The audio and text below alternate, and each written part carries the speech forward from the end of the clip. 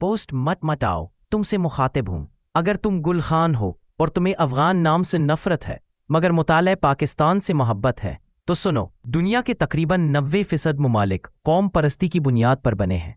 France में फ्रांसीसी रहते हैं, मुल्क का नाम फ्रांस है। चीन में चीनी लोग रहते हैं, इसलिए मुल्क का नाम चीन है।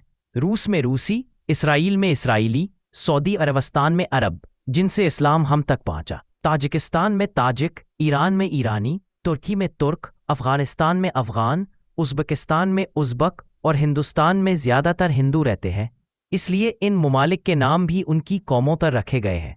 अब आओ पाकिस्तान की तरफ। पाकिस्तान ना कोई कौम है, ना कोई कबीला, ना खुदा की तरफ से अता करदा कोई इनाम, और तुम उसी के नाम पर अपनी अफगानियत से इनकार करते हो। देखो, आज के दौर में तुम्हारी नासमझी तुम्हें मुंतशिर किए हुए है। तालीम तो तुम नकल से हासिल करते हो मगर शऊर नहीं रखते। तान फारसी का लफ्ज़ है जिसके मानी ज़मीन के है। अब मैं तुम्हें समझाता हूँ कि पाकिस्तान का मतलब क्या है।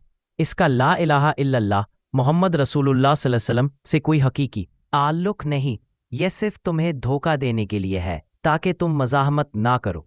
असल में पाकिस्तान का नाम पंजाबी गुरोह ने इसलिए रखा कि यहाँ 5 बड़े कौमें आबाद थीं। पी से मुराद पंजाबी, ए से मुराद अफ़गान जिनसे तुम भागते हो, हालांकि पंजाबी खुद आपको अफ़गान कहते हैं। के से मुराद कश्मीरी, आई से मुराद ईरानी बलोच, एस से मुराद सिंधी और आखिर में तान यानी ज़मीन यानी पाकिस्तान। 5 कौमों की मुश्तरका ज़मीन। गुल खान, खुद को पहचानो, दूसरों के गोल में मत बहो। ये मुल्क अफ़गानिस्तान के ख़िलाफ़ अंग्रेज़ों की बाक़ियात के तौर पर बनाया गया है ताकि वो अपने आका से किराया वसूल करें और अफ़गानों को इसी में मरवाएं।